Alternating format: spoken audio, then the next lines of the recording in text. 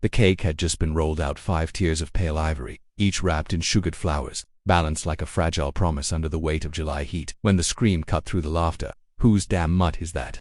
Chairs, scraped, heels lifted, a gust of murmurs swept through the vineyard aisle like wind through dry grass. Near the trellis where ivy climbed the arch in slow spiraled loops, a small figure had darted between rows of folding white chairs, weaving, between the startled legs of guests, a dog, limping, mud-caked, ribs showing beneath a patchy coat, bolted toward the altar and everything paused. Tola stood beneath the canopy, veil pinned, bouquet clutched too tightly, her breath catching in her throat. She didn't move, not when the dog reached the edge of the velvet runner, not when it stood there panting, head tilted slightly as if recognizing her, as if waiting. The musician had stopped mid-knot. The photographer's lens had dropped to his chest. Get it out, barked someone from the groom's side, a cousin maybe, stepping forward with a rustle of expensive fabric. But the dog growled low, just once, and backed toward the edge of the flower bed. Its front paw dragged slightly. There was something caught around its neck, not a collar, but twine, and tucked inside that twine, knotted to the side like a crude locket, was a folded, yellowing scrap of paper. It wasn't the kind of thing a wedding planner could account for. No one moved except Eleora. She stepped down, silent. Each click of her heel against the wooden platform rang sharper than the last.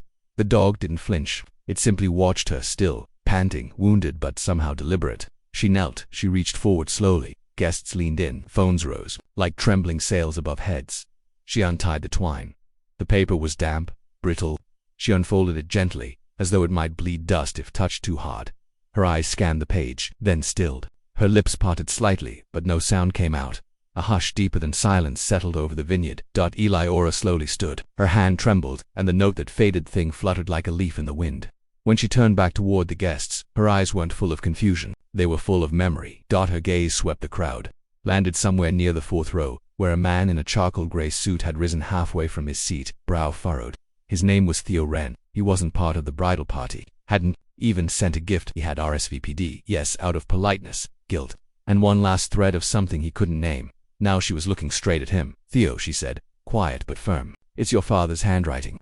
Gasps rolled like distant thunder. Theo froze, his jaw clenched. That's not possible, he said, but it wasn't to her. It was to the air, to the sound of bees among the hydrangeas, to the heat crawling up the back of his neck. Read it, Eleora said. Her voice was calm now, almost soft. She held the note out like it was sacred. Theo stepped forward. The crowd parted slightly, whispers curling like steam behind backs and hats. He took the paper, and when he read it, the lines in his face deepened, his lips tightened. Then something behind his eyes cracked. Is it real? Someone whispered. Theo's father, Coleman Wren, had died 10 years ago, died and buried in a field beyond Winslow Creek with nothing more than a hand-carved stone to mark his place. A man no one mourned aloud. A man whose disappearance from town had been whispered about, not written down. Yet the note was dated July 7, 2015, 3 days before he vanished, and it said, if this dog ever finds its way back. I couldn't say it then, but I'm saying it now. The ledgers and the floorboards. Don't let them sell the orchard. The truth's there, and so is everything I owed you. Theo blinked. The world tilted. Eleora whispered, what orchard? But Theo wasn't listening. He was staring at the dog, that mangy, trembling thing, panting now in the shade of the trellis, eyes glossy with something almost human. He remembered the dog. Not exactly, but enough. His father had taken in strays. One in particular years ago, a limper, just like this. He'd named it Sparrow, said it always came back, no matter how far it wandered. But Sparrow had disappeared the same week Coleman did. Theo fell to one knee. Slowly, like gravity, had pulled something loose inside him. The dog took one cautious step forward, and pressed its head against his chest, and for one split second, under all the heat, all the confusion, all the rattled nerves of a wedding undone, no one said a word, because they all saw it now. The trembling man, the scarred dog, and something passed between them that didn't need language, only time. Behind them, the cake stood untouched. The petals fluttered. A breeze picked up from the west, carrying the smell of old apple trees, the kind you forgot you grew up around until something broke them open again. And in the silence that followed, no one quite knew what they were witnessing, but they all knew. Theo didn't remember walking away from the altar, didn't remember the sound of the guests behind him or the murmur of his name being passed between lips like a question no one knew how to answer. All he remembered was the dog pressing into his side, ribs heaving, head low, as if it had waited years to fall into his shadow again. He led it toward the side path beyond the vineyard, past the empty swing that still creaked in the wind behind the old barn, past the forgotten hedgerow that once marked the edge of the orchard. Sparrow, if it really was him, moved with hesitation, limping slightly, but never once looked back. Eleora followed a few steps behind. She'd shed the veil. Her heels were sinking into the dirt, bouquet discarded somewhere back near the overturned punch table. She didn't ask questions. Not yet. Theo stopped near the fence, where the posts leaned like old men too tired to stand straight. The orchard beyond was tangled now, a mess of overgrown roots. Branches curled in on themselves like fingers remembering how to hold something. This was Coleman's land, had been, once, before debts and silence swallowed it whole. My father was never sentimental, Theo said, voice low. He didn't write letters, he didn't explain things, he just disappeared. Took the dog, took the truck, left no will, no note, nothing. And now, Eliora asked. He turned the note over again. The ink had bled at the edges, but the words were clear. The ledges and the floorboards don't let them sell the orchard. There's only one building left out here, Theo said. The cider barn hadn't been used in over a decade, not since the last harvest. They found the door half off its hinges, vines creeping through the gaps in the roof, the smell of dust and rot thick enough to taste. Sparrow hesitated at the threshold but entered anyway, tail low, body hunched like he remembered something. Heavy in this place. Theo lit his phone flashlight and swept it across the interior. Empty crates, broken shelves, a rusted press leaning in the corner like it had given up. Then he saw the patch of floor near the wall that looked too clean, too square. He knelt. The wood groaned as he pried it up with a rusted crowbar pulled from beneath an old shelf. Beneath the board was a wrapped bundle, sealed in plastic and tied with wire. He opened it. Inside, soaked in the scent of cider and thyme, were ledgers, names, numbers, signatures, and maps. Double quotes, this, ... This isn't just accounts, Theo murmured. These are land transfers, payouts, it's everything. All the people who bought up pieces of the orchard after he vanished. But these dates, some of these are before he disappeared. Eliora leaned in. He was planning something. He was trying to stop something. Then she spotted it, a second note, tucked inside the final ledger. This one newer, less yellowed. She unfolded it and read aloud. If Sparrow returns, they've come too close. Trust no one with the orchard, especially not Judd. Theo's eyes widened. Judd Mercer, Coleman's old business partner, the man who'd offered Theo a buyout for the last stretch of orchard land just 6 months ago in cash, under the table, claimed it was for a new vineyard expansion. He said he was doing it to help, Theo said, the words hollow now. Looked at him, then back at the dog. That animal wandered for 10 years, then came back on this day, to this place. Theo nodded slowly. Not a coincidence. Behind them, Sparrow lay in a patch of light bleeding through a broken panel. In the roof his breathing was shallower now, each rise of his chest more labored. His fur, still clinging to the scent of smoke and soil, barely moved with the wind. He brought the truth back, Theo said. But at what cost? Eliora asked. And why now?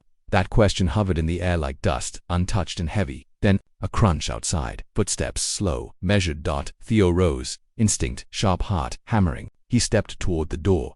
A figure stood just beyond the threshold, silhouetted by the dying sun. A tall man in pressed linen, silver hair combed neatly, hands folded in front like he was waiting to be welcomed. Judd, well, he said, voice smooth. Didn't expect you to go digging through rot on your wedding day. Theo stiffened. You knew I suspected.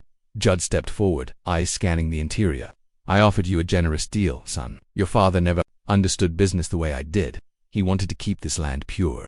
Nostalgic nonsense. You framed it like a gift, Theo said, stepping between Judd and the hidden ledger. I offered you freedom, Judd corrected. The chance to be something more than a caretaker of dead trees. Sparrow growled, low and unsteady. Judd glanced at the dog, still clinging to old ghosts. I see. Theo's fists clenched. You didn't just buy the orchard, you buried him with it. Judd didn't deny it. He only smiled, thin, cold. Careful what you resurrect, Theo. The past doesn't always stay grateful. And with that he turned and walked away, not rushed, not afraid, just patient, like a man who thought he still had time. But Theo knew better now. He looked back at Sparrow, the dog who'd carried a warning across years of silence, whose body bore the weight of a journey no one saw. And he knew this wasn't just about land, that this was legacy, and the past had finally barked loud enough to be heard. The dog wouldn't leave. Theo sighed as the guests slowly filtered back toward the shaded patio, some whispering, some pretending to check their phones. The ceremony unraveled without anyone officially calling it off. A few vendors waited awkwardly near the fountain. The cake began to sag, but the dog remained beneath Theo's hand, chest rising with shallow, rhythmic breaths, as if tethered to him by more than just coincidence. Eliora stood beside the altar still, veil removed now, bouquet forgotten on the stone steps. Her gaze never left the dog, or Theo. Her dress rippled in the wind, the edges catching grass seeds and flecks of mud where she had knelt. Theo hadn't spoken since the note. Not really, just nods, quiet sighs. A furrow that never left his brow. He held the paper like it was still warm from his father's hands, though it trembled in his grip like a dry leaf. Eliora moved to him finally, her heels clicking once more across the aisle, not toward the altar this time, but toward the past, toward whatever broken hallway they had both pretended was closed. What does it mean? She asked, voice low enough to keep it theirs alone. The ledger. The orchard. Why now? Theo's eyes were somewhere else. We were supposed to sell it, he muttered, after Dad disappeared. He left no will, no account, just his debts. We were going to split what we could from the land, but you didn't. He nodded faintly. Couldn't there were claimed they saw someone at the orchard long after he'd vanished. Lights, dogs, barking. We thought it was squatters. The dog let out a sudden cough, more like a shudder than a wheeze. Theo crouched, fingers running gently behind its ear. But it wasn't squatters, was it? He murmured. It was Sparrow. Eleora blinked. That's its name. Theo half smiled, sadness pressing into the corners. Yeah, he used to say, Sparrow always comes back. That dog's got something in its soul. Eleora crouched beside him now, both of them eyeless, with the mangy creature that had just unraveled their future and rewound it into something unrecognizable. So what's the truth? She asked, not letting her voice crack. What ledger? Theo didn't answer right away. He was staring at the dog's side now, something about the shape beneath the fur, where ribs pressed out too thin. Then he gently parted the twine collar again, fingers brushing the matted hair. This time, a second scrap of paper slipped free. Smaller, curled at the corners. Not a note, no handwriting. A photograph. And not just any. Theo's hand stiffened. Around it, his breath caught in his throat. It was him 16 years ago. Standing on the edge of the orchard, a boy of 9 in a faded red hoodie holding a shovel, and behind him, Coleman Wren, his father, laughing. I've never seen this before, Theo whispered. Where did he even? Eleora leaned in. Her eyes scanned the image with practiced calm. What's that behind you? She asked suddenly. On the ground, Theo squinted. It was faint, almost obscured by shadow. A rectangle of wood, just behind his shoe. Maybe a floorboard. Maybe a door, trapdoor, he muttered. Eleora's breath stilled. Floorboards, she repeated, like the note said. Theo was already moving. They didn't wait to explain. Not to the planner, not to the families, not to the confused cousins still eating shrimp cocktails on the terrace. Theo scooped Sparrow into a blanket from the gift table. He apologized to no one. And Eleora, dress hem, muddy hair wild from wind, followed without hesitation. The drive to Winslow Orchard was quiet. Sparrow slept across the back seat, occasionally twitching, as if dreaming some memory neither of them could access. The trees came into view slowly, gnarled old things, long unpruned, branches stretched like tired limbs. The farmhouse sat behind them, shuttered and tilting. Moss clung to the wooden siding. The place smelled of dust and forgotten summers. Theo's hands trembled as he unlocked the back door. The key, miraculously, still worked. Inside, silence greeted them like an old friend. The floor creaked. Light filtered through torn curtains, falling in soft ribbons across faded wallpaper and a broken clock on the mantel. Theo moved through the space like someone walking through a dream they once had and almost forgot. Sparrow limped behind him into the kitchen, past the pantry. And then there, at the far end of the floor, 3 planks slightly darker than the rest. They didn't creak, they didn't bend. They waited. Theo dropped to his knees, pulled a screwdriver from an old drawer, pried the first board loose. Dust, then another, then a metal box. Eleora stepped closer, one hand on his shoulder. He opened it. Inside were notebooks, 3 leather-bound, dated. A ledger, yes, with figures, receipts, and names. Dozens of names, including ones they both recognized. Contracts, withdrawals, payouts, bribes. Land, exchanges. Every line written in hand. He hadn't vanished. He'd run. Why would he hide all this? Eleora whispered, voice barely audible. Theo stared down at the papers. Then at the dog curled quietly in the corner. He didn't want the orchard sold, he said. He knew someone would come looking. Maybe someone dangerous. This ledger, it's not just numbers, it's testimony. Eleora glanced at the photo again. He sent Sparrow ... to bring it back. The only one who knew where it was. Theo sat back, blinking hard, and no one would have believed it. Not without proof. Not without this. Outside, the wind lifted a handful of leaves and scattered them across the porch. Sparrow stirred, and Theo, for the first time in a decade, felt the weight of his father's silence crack open just enough to breathe through. But what came next, neither of them was ready for. Because just then, tires crunched on the gravel outside and someone knocked. 3 slow, heavy raps. Theo didn't speak as he loaded the dog into the back seat of his truck. The wedding had dissolved around them. Eleora's veil lay forgotten in the grass, a heel abandoned near the champagne bucket, and murmurs still clung to the vineyard like leftover fog. But Theo only had eyes for the note and the dog that had carried it. He hadn't driven out to the orchard in 5 years, not since the auction threats, the bank letters, and the silences that followed after his father vanished without a word. Road out to Winslow Creek was rougher than he remembered, overgrown and unmade. Thistles clawed at the tires, branches scraped the side mirrors, and somewhere behind them, the weight of unfinished goodbyes pressed into the cab like humidity. The dog lay curled on an old flannel blanket, ribs rising slow and shallow. Twine, it's still hanging from its neck like a loose tether to something sacred. It hadn't made a sound that as he turned down the last path. The trees opened to reveal what was left of the orchard dry, tired rows of gnarled apple trees, their leaves thin, fruit gone, but the bones were still there. The earth still remembered where the roots had fed, and in the middle of it all stood the old farmhouse. Crooked porch, broken shutters, dust on every pane like a memory too afraid to be seen. Clearly he stepped, slouched out slowly, gravel crunching under boots. The dog followed, limping, but with purpose. It stopped at the base of the porch and looked up, not at Theo, but at the door. He didn't need to ask. Dots inside. The air was stale and cool, carrying a faint trace of tobacco and rain-damp wood. The floor creaked in familiar ways, like a voice clearing its throat before speaking. He crossed the living room, heart ticking faster with every step. He knew where the note had pointed. The floorboards, and not just any, the ones beneath the old writing desk. The one Coleman used when he thought no one was watching. Theo knelt. The wood was warped, but he pried it loose with the edge of a rusted fireplace tool. Beneath, dust curled upward like it had been waiting to breathe again. There, in the hollow between beams, lay a battered metal box. He opened it with shaking hands. Inside were ledgers, thick, ink-stained, brittle with age, receipts, lists of names, payouts, withdrawals, a notebook filled with rows of numbers and dates that told a story far uglier than any rumor had dared guess. Money moved in strange directions. Signatures that weren't his father's. Land transfers, fake debts, the kind of quiet theft that required help from men Theo had once trusted, and tucked at the bottom. A photo. Theo stared. It was of him, 8 years old, holding up a tiny apple in his fist, grinning like he'd just found gold. His father stood behind him, one hand on his shoulder, the other shielding them both from the sun.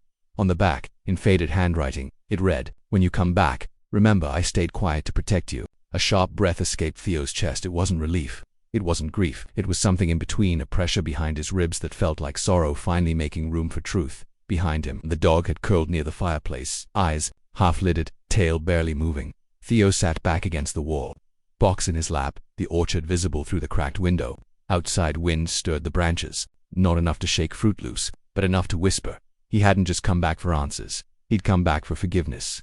Eliora arrived before sunset. She didn't knock, just stepped into the threshold, quiet as dusk.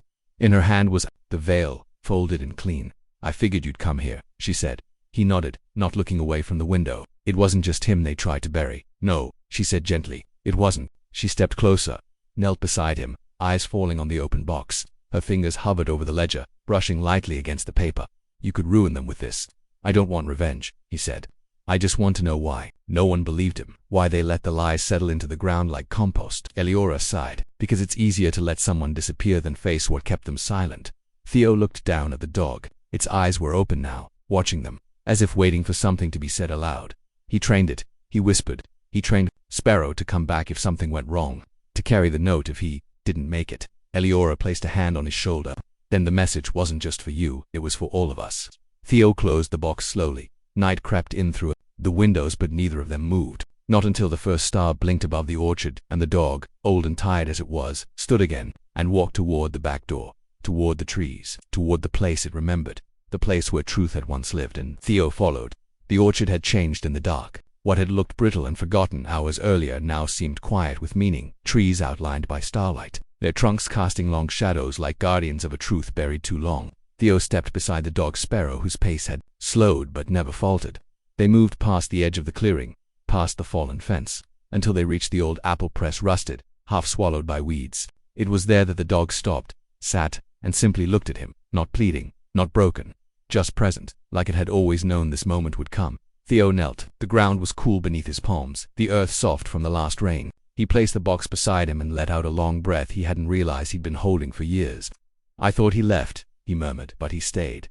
In all the ways that mattered." The orchard didn't answer, but it didn't need to. The truth had been rooted here longer than the lies had lasted. Sparrow lay down slowly, one paw crossing the other. His eyes stayed open, fixed on the tree line, until they softened into stillness. No whimper, no collapse, just a slow surrender to peace. Eliora found Theo there just before dawn, seated with the box cradled in his arms, Sparrow's body curled beside him. She didn't speak. She just lowered herself next to him, and together they watched the first light spill over the orchard. Not golden, not bright, just gentle, the kind of light that doesn't demand anything, only reveals what was already there. And as the wind moved through the trees, rustling branches and memory alike, Theo reached down and brushed the dog's ear one last time. "You brought him home," he whispered, "and me too." The orchard stood quiet around them, but in that silence was something whole, something honest, something finally returned.